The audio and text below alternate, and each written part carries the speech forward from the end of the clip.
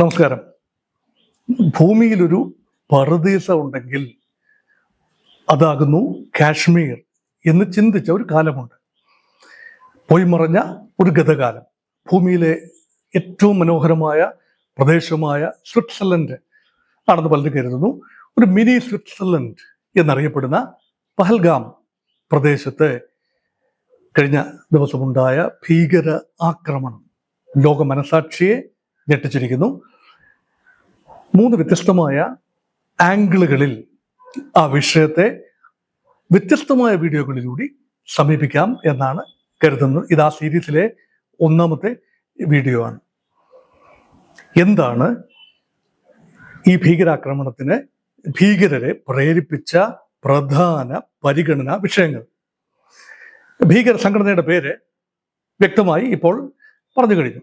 അതായത് the resistance front, TRF, ഒരു പ്രതിരോധ സേനയാണ്, അല്ലെങ്കിൽ റെസിസ്റ്റൻസ് സേനയാണ്.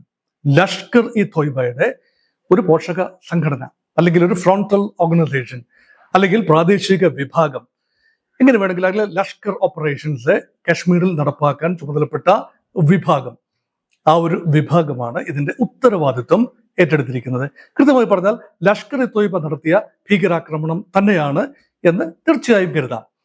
എന്താണ് അതിനേക്ക് പ്രകോപിപ്പിച്ച കാരണം? എന്താണ് അതിൻ്റെ യഥാർത്ഥ പ്രകോപനം? അല്ലെങ്കിൽ ഒരു ആക്രമണം ഉണ്ടാകുന്നെങ്കിൽ അതിനൊരു കാറ്റലിസ്റ്റ് ഉണ്ടാകണം.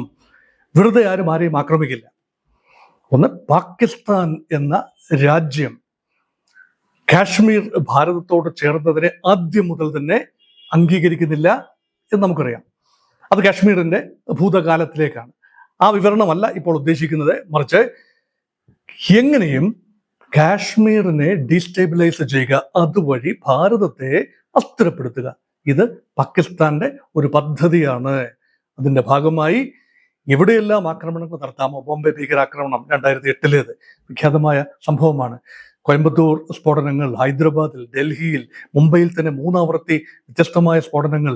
ഇതെല്ലാം തന്നെ സ്ഫോടനങ്ങളുടെ ഒരു പരമ്പരയാണ്. ആ ഒരു പരമ്പരയിൽ ഏറ്റവും കിരാതമായി, ഇത് സ്ഫോടനമല്ല, ഇത് നേരിട്ട് ആളുകളെ തെരഞ്ഞു പിടിച്ച് നിസ്സഹായരെ വകവരുത്തുന്ന ഒരു കാര്യമാണ്. അതിന്റെ രീതിശാസ്ത്രത്തെക്കുറിച്ചൊക്കെ ഞാൻ മറ്റൊരു വീഡിയോയിൽ പറയുന്നത് കൊണ്ട് അതിലേക്ക് കടക്കുന്നില്ല. 1ാമത്തെ മോട്ടീവ് എന്ന് പറയുന്നത് കാശ്മീർ താഴ്വര ശാന്തമായിരിക്കുന്നു. ഏറെക്കാലമായി 80കളിൽ മുതൽ വലിയ രീതിയിൽ അസംതൃപ്തി ഉണ്ടായിരുന്ന, അസ്വസ്ഥത ഉണ്ടായിരുന്ന, കലാപകലുഷിതമായ അന്തരീക്ഷം ഉണ്ടായിരുന്ന, രാഷ്ട്രീയ പ്രക്രിയ തീർത്തും നിറമങ്ങിയിരുന്ന കാശ്മീരിലേക്ക് സമാധാനം വന്നിരിക്കുന്നു, ശാന്തി വന്നിരിക്കുന്നു, രാഷ്ട്രീയ പ്രക്രിയ തിരിച്ചു വന്നിരിക്കുന്നു. 2019 നിർണായക വർഷമായിരുന്നു. ജമ്മു ആൻഡ് കാശ്മീരിനുള്ള പ്രത്യേക പദവി ആർട്ടിക്കിൾ 370 എടുത്തു കളഞ്ഞു. അതൊരു വിവാദ വിഷയമാണ്. ജമ്മു ആൻഡ് കാശ്മീരിലേക്ക് ആളുകൾ, മറ്റുള്ള ഇടത്തു നിന്ന് ആളുകൾ വരിക, താമസിക്കുക, അങ്ങനെ ജമ്മു ആൻഡ് കാശ്മീരിന്റെ ഡെമോഗ്രാഫിക് പ്രൊഫൈൽ മാറുക, ഇതൊക്കെ ഒഴിവാക്കാൻ വേണ്ടി ജമ്മു ആൻഡ് കാശ്മീരിന് പ്രത്യേകമായി ചില സുരക്ഷാ കവചങ്ങൾ നൽകുന്ന ഒരു പ്രൊവിഷനായിരുന്നു ആർട്ടിക്കിൾ 370. കേരളത്തിൽ നിന്ന് ജമ്മു ആൻഡ് കാശ്മീരിൽ പോയി നമുക്ക് സ്ഥലം മേടിക്കാൻ ഒക്കില്ല. അതുപോലെ മറ്റിടങ്ങളിൽ നിന്ന് പോയി സ്ഥലം മേടിക്കാൻ ഒക്കില്ല. കാശ്മീരികൾക്ക് മാത്രമായ ഒരു പരിമിതമായ ഒരു സ്വയംഭരണ അവകാശം തന്നെയായിരുന്നു ആർട്ടിക്കിൾ 370. അതെടുത്തു കളഞ്ഞിരിക്കുന്നു. കേന്ദ്രഭരണ പ്രദേശമായി ജമ്മു ആൻഡ് കാശ്മീരിനെയും ലഡാക്കിനെയും പ്രഖ്യാപിച്ചിരിക്കുന്നു. ഇത് ഒരുപാട് പ്രകോപനമുണ്ടാക്കി. കാശ്മീരിന്റെ ജനതയ്ക്ക് മാത്രമല്ല, പാകിസ്ഥാൻ ഇതൊരു അവസരമായി കണ്ടുകൊണ്ട് അതിനെതിരെ പ്രതികരിക്കാൻ തക്കം പാത്തിരിക്കുകയായിരുന്നു. അതിനു മുൻപ് നടന്ന പുൽവാമ, അതിനെതിരെ നടന്ന ബാലാക്കോട്ട് ആക്രമണമൊക്കെ ഈ ത്രസിപ്പിക്കുന്ന ഓർമ്മകളായി എല്ലാവരുടെയും മനസ്സിലുണ്ട്.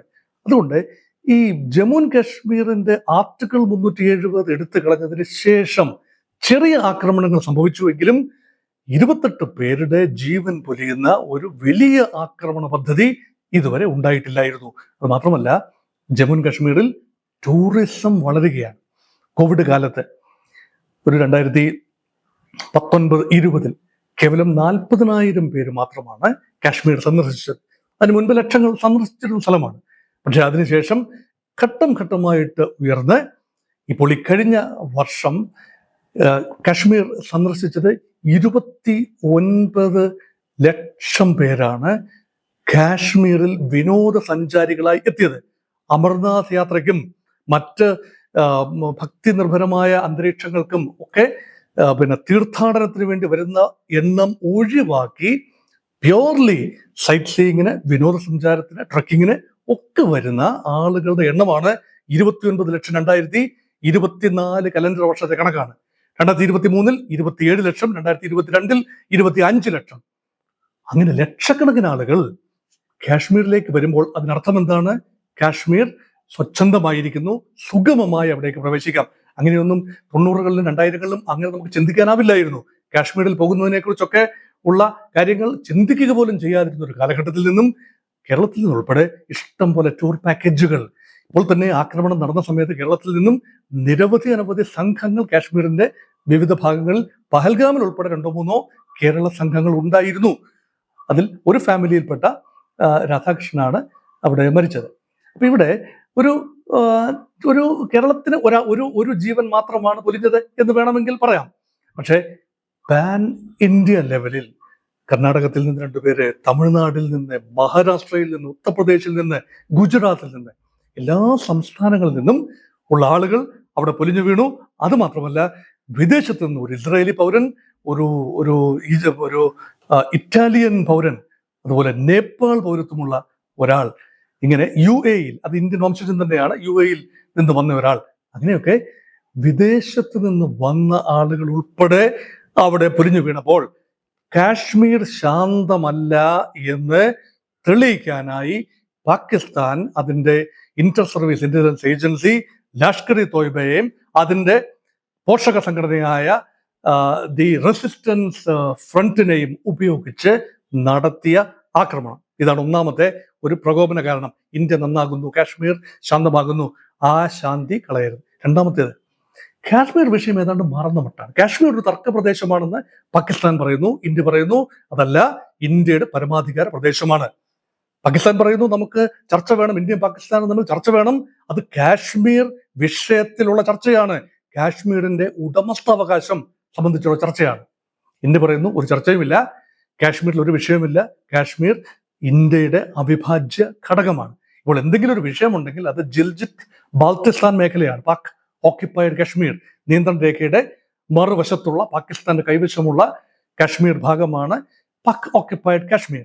അപ്പൊ അത് മാത്രമാണ് ഇവിടെ വിഷയമല്ലാതെ ഇന്ത്യയിലുള്ള കാശ്മീർ ഒരു തർക്ക വിഷയമേ അല്ല എന്ന് ഇന്ത്യ പറയുന്നു. അതുകൊണ്ട് ചർച്ചകൾ അവിടെ നടക്കില്ല. അതുകൊണ്ട് ഇന്ത്യ പാകിസ്ഥാനും തമ്മിൽ ഇപ്പോൾ അടുത്ത കാലത്ത് എങ്ങും തന്നെ ചർച്ചകളൊന്നും തന്നെ, കാശ്മീർ മാത്രമല്ല ഒരു വിഷയത്തിലും ചർച്ചകൾ, നയതന്ത്ര ചർച്ചകൾ നടന്നിട്ടില്ല എന്നും കൂടി ഓർക്കണം. അപ്പൊ കാശ്മീർ വിഷയം അന്താരാഷ്ട്ര ശ്രദ്ധയിൽ കൊണ്ടുവരണമെങ്കിൽ ഏക മാർഗം എന്ന് പറയുന്നത് അവിടുന്ന് ഒരു വിശേഷമായ ഒരു സംഭവം ഉണ്ടാക്കണം. ആ സംഭവം ലോകം ശ്രദ്ധിക്കണമെങ്കിൽ 2 കണ്ടീഷൻ ഉണ്ട്. ഒന്ന്, പ്രധാനമന്ത്രി നരേന്ദ്രമോദി ഭാരതത്തിന് പുറത്തുപോയ സമയത്ത് ആക്രമണം നടന്നിരിക്കുന്നു. നോക്കൂ, മുൻപൊരിക്കൽ ആക്രമണം നടന്നത് 2000 ബിൽ ക്ലിന്റൺ അധികാരത്തിലുണ്ടായിരുന്ന ഒരു സമയത്താണ്. കൃത്യമായ വർഷം ഓർമ്മയില്ല. അന്ന് ക്ലിന്റന്റെ ഇന്ത്യ സന്ദർശന വേളയിലാണ് ചില സിഖുകാരെ കൊലപ്പെടുത്തിക്കൊണ്ട് കാശ്മീരിൽ ആക്രമണം നടന്നത്. അപ്പൊ അമേരിക്ക ഉൾപ്പെടെയുള്ള രാജ്യങ്ങളുടെ ശ്രദ്ധ കാശ്മീർ വിഷയത്തിലേക്ക് പതിയണമെങ്കിൽ ഇവിടെ ഒരു ആക്രമണം ഉണ്ടാകണം. അതുകൊണ്ടാണ് അമേരിക്കൻ വൈസ് പ്രസിഡന്റ് JD വാൻസിന്റെ ഇന്ത്യ സന്ദർശന വേളയിൽ തന്നെ അത് സംഭവിച്ചിരിക്കുന്നു. നരേന്ദ്രമോദിയുടെ സൗദി സന്ദർശന വേളയിൽ തന്നെ സംഭവിച്ചിരിക്കുന്നു. അതിനൊരു കാരണം കൂടിയുണ്ട്. സൗദി അറേബ്യയുടെ കാശ്മീർ നയം ഇന്ത്യ അനുകൂലമാണ്. കാശ്മീർ ഇന്ത്യയുടെ അവിഭാജ്യ ഘടകമാണെന്നും തർക്ക വിഷയമല്ല എന്നുമാണ് സൗദി അറേബ്യയുടെ നയം. പാകിസ്ഥാൻ അനുകൂലമായ നയമല്ല സൗദി അറേബ്യ സ്വീകരിച്ചത് എന്നോർക്കണം. അതുകൊണ്ട് ആ ഒരു കാര്യവും കൂടി ഭീകരരുടെ മനസ്സിലുണ്ട്. അതുകൊണ്ട് സൗദി അറേബ്യയിലേക്ക് ഇന്ത്യൻ പ്രധാനമന്ത്രി പോയത് സിംബോളിക്കായി അവരെടുത്തിരിക്കുന്നു. അതാണ് മൂന്നാമത്തെ കാരണം. അതുകൊണ്ട് സൗദി അറേബ്യക്ക് ഒരു മറുപടി, അമേരിക്കയുടെ ശ്രദ്ധ തിരിക്കുക, ലോക രാഷ്ട്രീയത്തിലേക്ക് അത് കൊണ്ടുവരിക, ഇതാണ്. പക്ഷെ ഏറ്റവും പ്രധാനപ്പെട്ട ഒരു കാര്യമെന്ന് പറയുന്നത്, ഈ ആക്രമണത്തിലേക്ക് നയിച്ച ഒരു കാര്യമെന്ന് പറയുന്നത്, പാകിസ്ഥാന്റെ സൈന്യം ഇപ്പോൾ അനുഭവിക്കുന്ന ഒരു അരക്ഷിത ബോധമാണ്. നമുക്കറിയാം, പാകിസ്ഥാന്റെ സൈന്യമാണ് പാകിസ്ഥാന്റെ ഭാഗതയം ആത്യന്തികമായി നിയന്ത്രിക്കുന്നത്. ഭരണകൂടത്തിൽ ആര് വന്നാലും, പ്രസിഡന്റോ പ്രധാനമന്ത്രി പദത്തിൽ ആര് വന്നാലും പാകിസ്ഥാൻ സൈന്യം നിയന്ത്രിക്കുന്ന ഒരു അധികാര ഘടനയാണ്. ഇപ്പോൾ സൈന്യത്തിന്റെ പോപ്പുലാരിറ്റി ലെവൽ പാകിസ്ഥാനിൽ വളരെ കുറഞ്ഞിരിക്കുന്നു. അതുകൊണ്ട് വീണ്ടും പാകിസ്ഥാന്റെ ജനതയ്ക്ക് സൈന്യത്തിന്മേലുള്ള വിശ്വാസം കുറച്ചുകൂടി ഉറപ്പിക്കണമെങ്കിൽ സൈന്യത്തിന്റെ ഇടപെടലോടുകൂടി ISIയുടെ അനുഗ്രഹാശിസുകളോടെ ലഷ്കർ ഇ തൊയ്ബയോ അതുപോലെയുള്ള ഭീകര ഗ്രൂപ്പുകളെയോ ഇളക്കിവിട്ട് അവിടെ പ്രശ്നമുണ്ടാക്കണം. അതിലവർ വിജയിച്ചിരിക്കുന്നു. അപ്പൊ ഇങ്ങനെ വിവിധങ്ങളായ കാരണങ്ങളാണ്. അത് മാത്രമല്ല, ഒരു കണക്ക് തീർക്കൽ. പാകിസ്ഥാനെ വിഭജിച്ച് ബംഗ്ലാദേശ് ഉണ്ടാക്കിയതിന് പാകിസ്ഥാൻ മാപ്പ് കൊടുത്തിട്ടില്ല. അത് മാത്രമല്ല, പാകിസ്ഥാൻ ഇപ്പോൾ രഹസ്യമായി പറയുന്നു പാകിസ്ഥാന്റെ ഉള്ളിൽ ബലൂചിസ്ഥാനിലും നോർത്ത് വെസ്റ്റ് ഫ്രണ്ടിയർ പ്രോവിൻസിലും ഉണ്ടാകുന്ന പ്രശ്നങ്ങൾ പാകിസ്ഥാന്റെ ബലൂച്ച് പ്രവിശ്യയിൽ ബലൂച്ച് ലിബറേഷൻ ആർമി, അത് കഴിഞ്ഞ മാസം നമ്മൾ കണ്ടതാണ്, ഈ ജാഫർ എക്സ്പ്രസ് എന്ന ട്രെയിൻ ഹൈജാക്ക് ചെയ്യുന്നതും അനേകരെ വധിക്കുന്നതും ഒക്കെ കണ്ടതാണ്. ഇതിന്റെ എല്ലാം പിന്നിൽ ഇന്ത്യയുടെ കരങ്ങളുണ്ട് എന്നും ഖൈബർ പഖ്തൂൺഖ മേഖലയിൽ, പഴയ നോർത്ത് വെസ്റ്റ് ഫ്രോണ്ടിയർ പ്രോവിൻസ് ആണ്, അവിടെ പാകിസ്ഥാന് ഇപ്പോൾ അനഭിമതരായ പാക് താലിബാൻ, ആ താലിബാന് സഹായങ്ങൾ ഇൻഡയറക്റ്റായി ഒത്താശ ചെയ്തു കൊടുക്കുന്നത് അഫ്ഗാനിസ്ഥാനും ഇന്ത്യയുമാണ് എന്നുമാണ് പാകിസ്ഥാന്റെ ആരോപണം. അഫ്ഗാനിസ്ഥാനിൽ താലിബാൻ ഭരണകൂടം വന്നപ്പോൾ പാകിസ്ഥാൻ ഏറെ ആഹ്ലാദിച്ചതാണ്. പക്ഷേ ഇപ്പോൾ അഫ്ഗാനിസ്ഥാനിലെ താലിബാൻ ഭരണകൂടവുമായി ഇന്ത്യ നല്ല ചങ്ങാത്തത്തിലാണ്.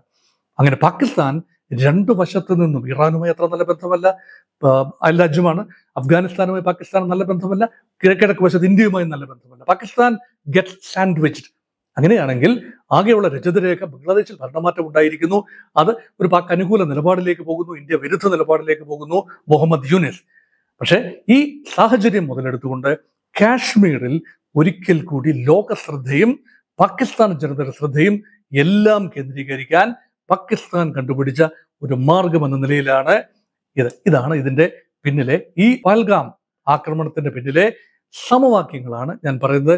മറ്റൊരു വീഡിയോയിലൂടെ ഈ ആക്രമണത്തിന്റെ പിന്നിലെ അഴിയാക്കുരുക്കുകളെ കുറിച്ചും ഈ ആക്രമണത്തിന് ശേഷം എന്താണ്, പിന്നെ അടുത്ത നടപടിയിലേക്ക് പോകുന്നത് എന്താണ് എന്നതിന്റെ സൂചനകളുമായി മറ്റു വീഡിയോകൾ ഉണ്ടാകും.